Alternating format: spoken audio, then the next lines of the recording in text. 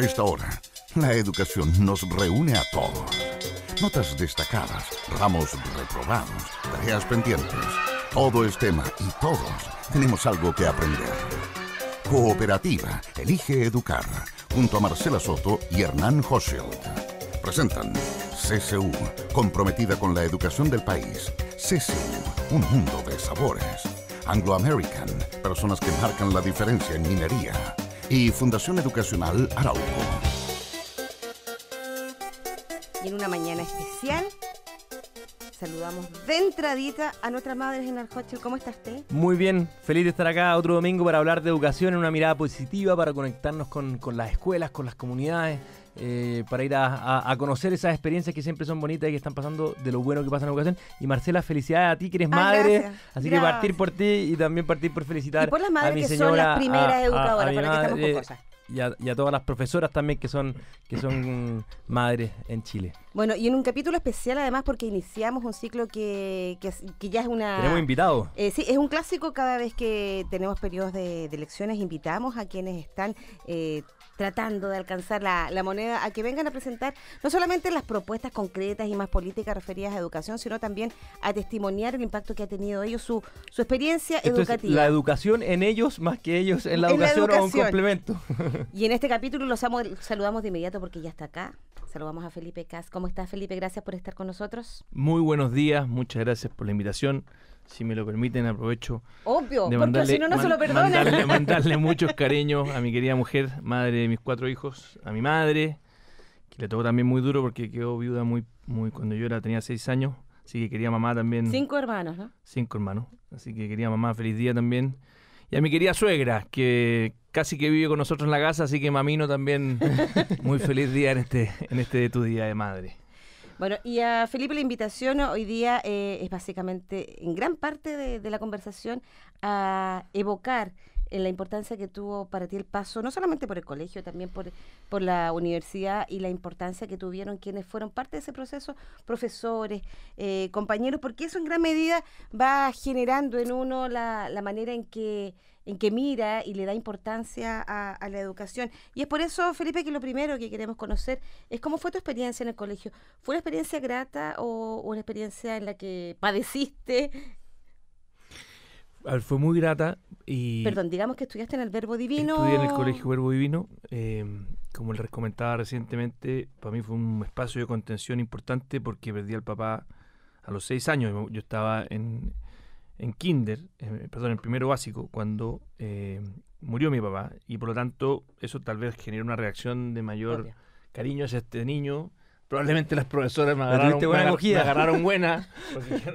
Ajá. Y de ahí empecé a hacerme bueno para agarrar padrinos en la vida. Uno desarrolla, los niños son increíbles, y desarrollan cuando les falta algo, la habilidad para encontrar padrinos y madrinas. Y yo encontré uno muy importante, que fue, no en la parte más curricular, pero estaba en el colegio, que fue mi primer, yo te diría, padrino real, que sustituyó un poco a mi padre, que fue el entrenador de básquetbol. Y ahí encontré una nueva familia. Fue súper importante para mí para desarrollar valores como el esfuerzo, el trabajo en equipo, el sentirme querido, el competir sanamente. Y después jugué por la Universidad de Chile. Y esa fue, la verdad, que mi pasión. Yo entrenaba 5 o 6 días a la semana. Y de hecho, a tal punto el impacto de ese profesor que, por lo que he sabido en algún minuto, incluso pensaste que el deporte era tu camino de vida, que Sí. lo pensaste como una terminé profesión. Lo que pasa es que yo encima tengo un hermano mayor que mide 1,92 m. Pero yo me quedé chico, ese es el problema. Entonces, así que tú creíste que iba a llegar al 1,92 yo pensé e m y que terminaba en la NBA. Claro, yo pensé que tenía más futuro y por suerte me aconsejó ahí en ese minuto mi abuelo Lopa.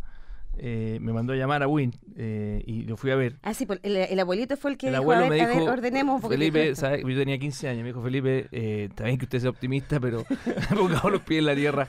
Yo creo que es mejor que se dedique a estudiar un poco más, ponga el empeño y trate de... y de hecho de ahí empecé a conocer un poco más mi vocación, que era el tema más como economista, que de un poquito seguir la huella de mi padre, Miguel Cast, y me empezó a gustar eso. Una pregunta, Felipe, bueno, tú fuiste ministro, ¿cierto?, de planificación, fuiste delegado presidencial de aldea de campamento en el MIMBU, pasaste por el techo para Chile, fuiste profesor. En todo este proceso que has tenido, ¿qué cosas tú crees que del colegio y de la experiencia del colegio fueron determinantes para ir construyendo este camino? Bueno, primero lo que decía de esta disciplina, y yo creo que nosotros, y algo que yo viví en Cuba un año después, de las cosas que me tocó ver y que creo que nos falta en Chile, es desarrollar habilidades no cognitivas, que son habilidades blandas, como una cosa obvia y central en la formación de los niños. Entonces, y que el deporte es un gran... El deporte puede ser uno, la cultura puede ser otro, la danza, pero en el fondo, el ajedrez, allá en Cuba yo me acuerdo que no había ningún niño que no tuviese alguna pasión, porque nosotros los niños no viven solamente de órdenes, viven de sueños. Y lo bonito que tiene, de hecho hay una paradoja, mis notas subieron mucho por el básquetbol. Eso es bien loco. Bueno, como el niño que toma un violín, que entra a la banda y que con la música... Que está muy vinculado con la disciplina. Toma la perseverancia, el esfuerzo, el trabajo colaborativo, el aprender con otro, que es tan importante, y eso te abre el cerebro en el fondo y te abre el mundo. Mira, y mi hijo chico, Miguelito, que tiene 11 años, estaba en el Audax, desgraciadamente ya dejó el Audax, era titular, yo lloraba cuando lo dejó. Ya lo tenía, lo voy a vender al Real Madrid y ya está. Todos los domingos me iba claro, yo estaba... Pero si este hombre tiene... Y se me iba a financiar la familia todo, Miguelito, el futuro, pero al final no le gustó, o sea, le gustó, pero se cambió a competir por el colegio, sus amigos fueron más importantes y tenía todo el derecho. Pero me acuerdo que en el Audax italiano, cuando íbamos a entrenar, y él jugaba todos los domingos contra el Colo-Colo, contra la Chile, era apasionante, pero los entrenadores eran muy sabios. Tú sabes que a todos los niños le exigían asistencia al colegio y rendimiento. Notas. O sea, el cabro bueno para la pelota, que bajaba mucho las notas, le decían, compadre, usted se va a la reserva 2 semanas y después vuelva. O sea, después puede volver a ser titular. Y para los cabros, quedarse en la banca era pero humillante. Entonces, asociaban el rendimiento deportivo con la disciplina también académica. Entonces era muy lindo el ecosistema que buscaban generar en los estudiantes.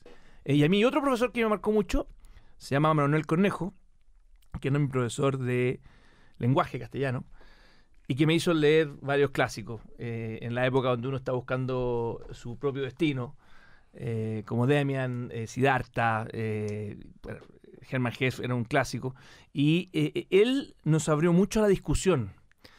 A pesar de que era un colegio súper confesional, él nos invitaba al cuestionamiento, a la reflexión profunda, a no simplemente quedarnos con lo que nos habían dicho nuestros padres, sino a explorar un camino propio.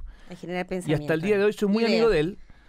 Mira, y Manuel Cornejo le mando muchos cariños y me que está escuchando. No, sí, más que escuchando, también participa del programa, porque fíjate que conversamos precisamente con el profesor, con Manuel Cornejo, quien nos entrega vamos a ver ahora la mirada de Manuel Cornejo. Iba eso. ¿En serio?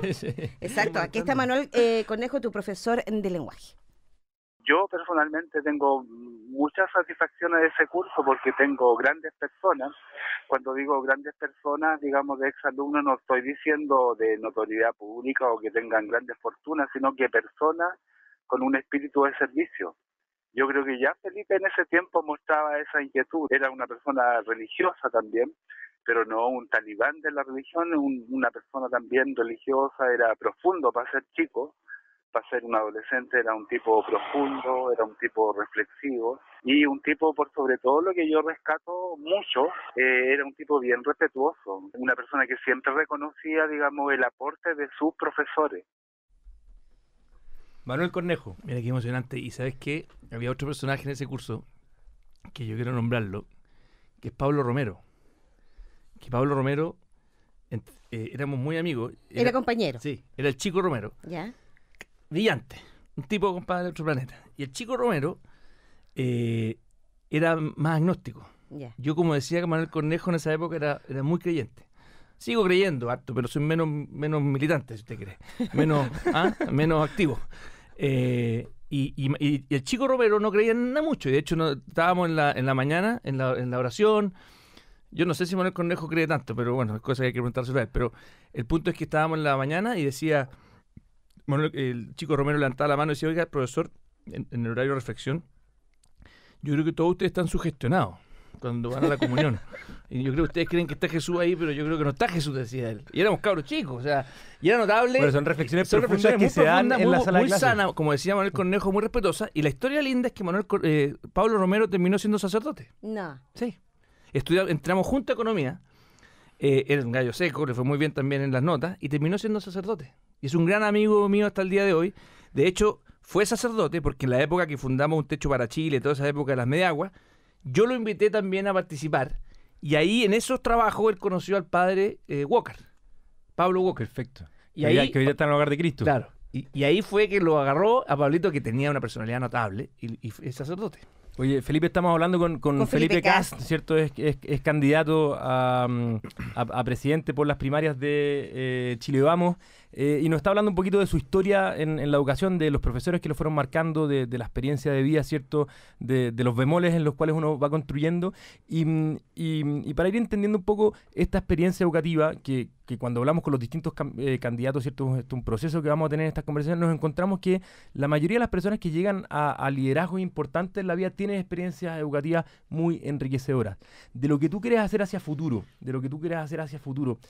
¿qué cosas que ustedes quieren hacer desde las propuestas mismas que tienen se conectan con esta realidad, con estas vivencias, con esta experiencia?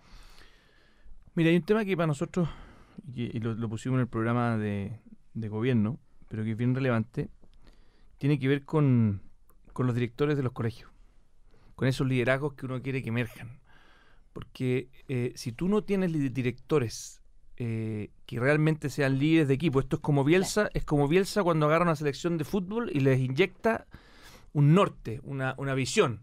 Y yo siento que genera la transformación. Claro, el gran drama que tenemos, uno siempre puede decir que sí, necesitamos mejores sueldos para los profesores, mejores condiciones, salas más chicas, cortes de entrada, pedagogía más alto. Siempre uno puede tratar de buscar la vuelta, pero necesitamos líderes. La verdad es que tú necesitamos líderes. Y yo creo que los líderes en Chile abundan. Hay muchos héroes. El problema está que no los hemos empoderado para que efectivamente puedan tomar las riendas del asunto. Motiven a su gente. Y ahí el tema de los directores es algo que he conversado harto con Tomás Recart también, que nos ha... ¿De Enseña Chile? Te invitamos a hacer clases, estuviste una semana siendo profe y... Sí, me fui parte de la experiencia, invitaron a algunos políticos, y me tocó hacer clases en San Miguel 5 veces, eran varias semanas, pero eran 5 veces en el fondo, y fue una experiencia bien fuerte porque... Conocer la realidad ahí. No solamente conocerla, lo complejo que es efectivamente... liderar una clase desde el punto de vista emocional, no solamente racionalmente no era tan difícil.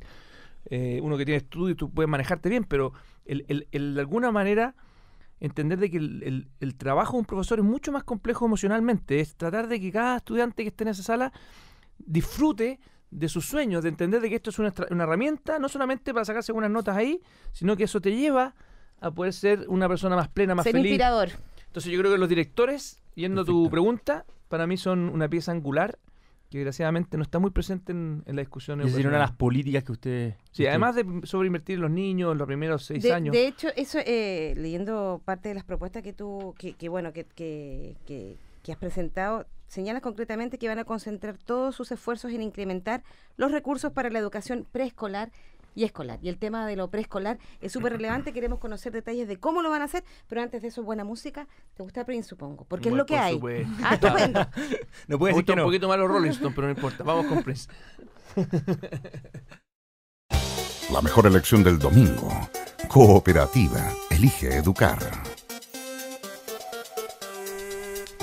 Y antes de Prince estábamos precisamente conociendo detalles de la propuesta programática de Felipe Kast, que como comentábamos, aparte de centrar y tener como protagonista a los directores de los colegios, también hay un tema muy importante respecto de los recursos destinados a la educación preescolar y escolar.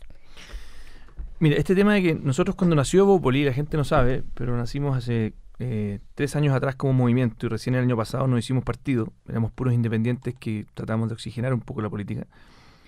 Hicimos una vaca entre los que fundamos Bópoli y logramos conseguir 7 millones de pesos entre todos.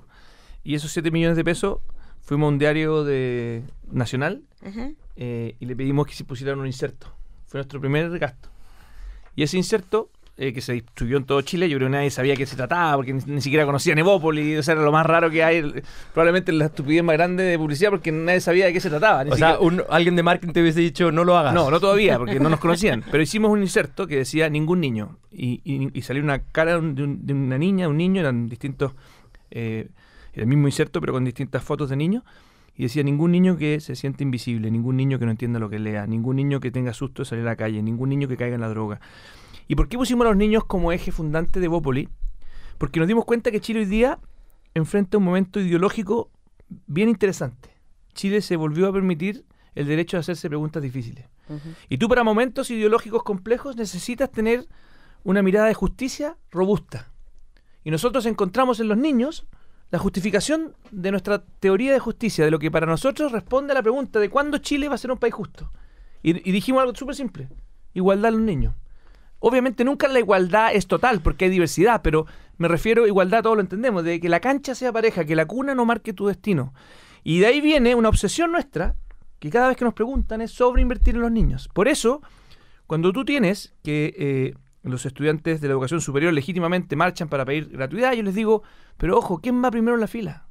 Van los niños del Sename, van los niños de los primeros 8 años, que además toda la literatura nos ha enseñado que si logramos igualdad en esa edad, después es maravilloso, porque la meritocracia empieza a funcionar. Si tú no logras igualdad primero ahí, desgraciadamente ya corregirla a los 18 años mucho más caro y mucho más difícil. Pero esa lógica Entonces, perdón, aquí hay una agenda de infancia que de hecho cuesta el orden de $1.000 millones, bien cara, no es una cosa menor, que más encima la literatura nos ha enseñado de que no sirve solamente aumentar la cobertura en educación preescolar, porque el problema, claro, puede ser peor.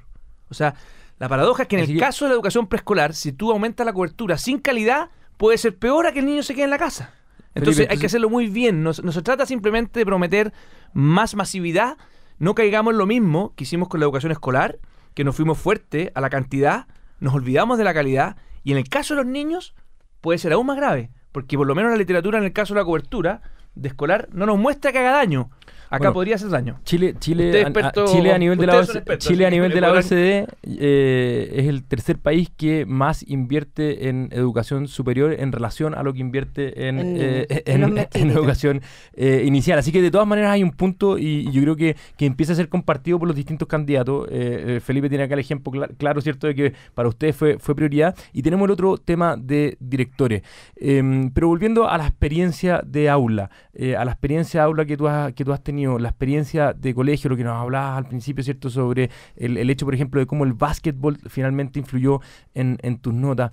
¿Qué ves tú de la experiencia de aprendizaje, de la enseñanza, de lo que tú vives en el colegio? ¿Hay algo de eso en lo que van a proyectar hacia el futuro? De, qué sé yo, la innovación pedagógica, lo que se va a estar haciendo, más allá de las grandes políticas, ¿cierto?, la experiencia de colegio. Y en relación a eso también vamos a querer conversar un poquito más adelante con algunos amigos tuyos del colegio para ver cómo ellos veían a ti. Que entregan los mejores datos.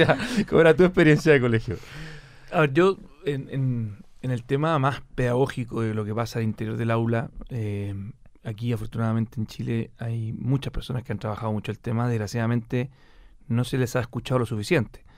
Y hemos caído en una cosa que es bien loca, que como asumimos que los profesores son de más o menos calidad, o mala calidad algunos, la reacción que ha tenido la política pública ha sido maximizar el currículum y casi que ocuparlos de ventrílocos, en el sentido de que nosotros les llenamos cada minuto de lo que tienen que estar en la clase, le decimos qué tienen que decir, con lo cual es confiar cero en los profesores. Yo soy más partidario de un currículum mínimo, que tratemos de focalizar a ellos en cosas que efectivamente son esenciales, pero que les demos libertad para que las otras habilidades que ellos traigan, motivaciones que ellos traigan, puedan plasmarse, porque lo contrario al final se mata la magia. Yo tenía un profesor que era Jaime Bea, que era genial, nos enseñaba física, y de repente estábamos en la mitad de la clase y el tipo nos contaba su experiencia para explicarnos algunos movimientos de la física. Nos contaba que se puso con un skate en el metro. Entonces que se ponía en el metro y mientras paraba el metro y se movía para un lado para el otro, y después la inercia del metro. Entonces todos lo mirábamos, le decíamos loco Bea.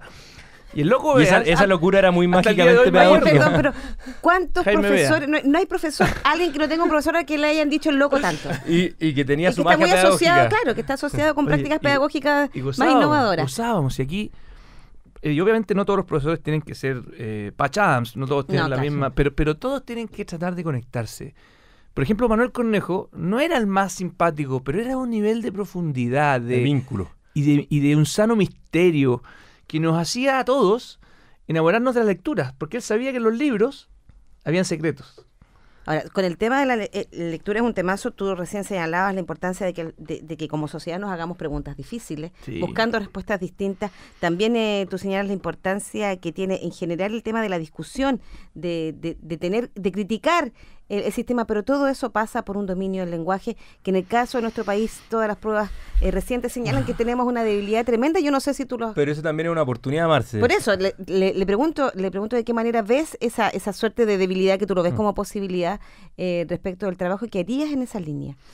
Yo creo que el desafío hoy día es claramente el tema de la lectura es fundamental, y yo creo que es más difícil porque las tecnologías nuevas, el acceso a celulares, la competencia es brutal con el tiempo. O sea, yo tengo a mi hijo de 11 años que en la noche le tengo que decir a las 9 de la noche no es más celular, y es un drama, po.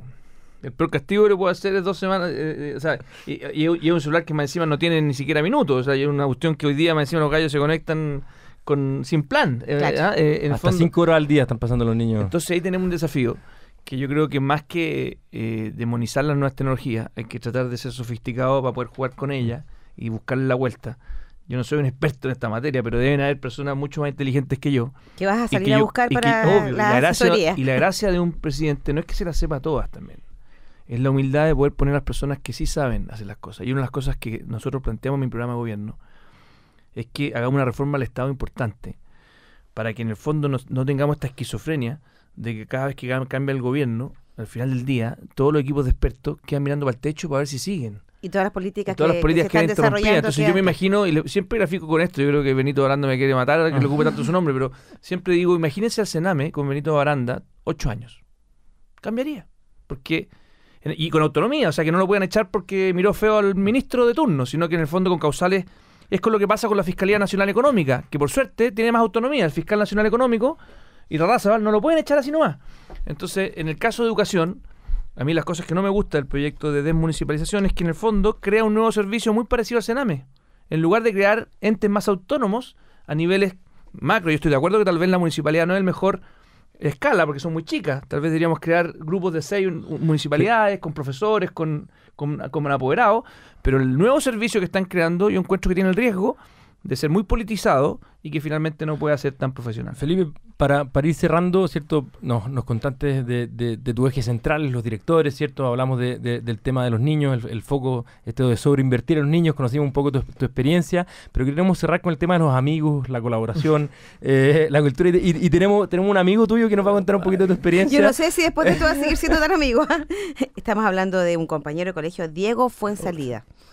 El más desordenado siempre fue bastante líder en el colegio, fue de hecho presidente de centro alumno y arrastraba y empujaba, en el fondo, más que arrastrar, empujaba mucho a la gente que lo acompañara a hacer cosas por las cosas sociales. Y anécdota, como te digo, de que llegaba los fines de semana a la casa a tocarnos la puerta y nos levantaba a ir al mar casa. Que la verdad que en ese tiempo, no sé si éramos más locos o menos locos, pero no sé si nos acomodaba tanto levantarnos tan temprano en casa. Al final el que más salía lleno era uno. Uno se supone que iba a ayudar y la verdad que ese tipo de experiencias nos ayudan mucho a nosotros. Pero sí tuvimos hartas cosas que lo pasamos muy bien. Sí te puedo contar que cuando era chico, antes tú en algún minuto, este cabro armó un paracaídas. Vivía él en una casa ahí en Bilbao que tenía bastantes pisos y armó un paracaídas y quiso hacerlo funcionar. Pero te estoy hablando cuando tenía, no sé, 8 años, 10 años. No creo que más que eso. Pero no... ¿Y te tiraste o no te tiraste? Sí, me tiré un porrazo, fue bien pegado. Bueno, y ahora también a propósito de lanzarse a estas candidaturas, también se está tirando... Ojalá que no caiga tan duro como en esa ocasión. Bueno, desde chico lanzado. Arriesgado. Así que desde el segundo piso quizás estará algún día ahí tirándose también en la moneda. Bueno, Felipe, muchas gracias. Conocimos tu experiencia, ¿cierto? Es parte de un proceso que vamos a tener en Cooperativa Elige Educar, hablando con los distintos candidatos, hablando un poquito más de su experiencia educativa, ¿cierto? De sus relaciones humanas que han tenido y cómo la educación los va marcando. Así que no solamente lo que van a hacer en educación, sino que cómo la educación también los ha marcado para ser políticos en vida. Te despedimos entonces escuchando música nacional con Javier Los Imposibles Alacrán. Muchas gracias por la invitación.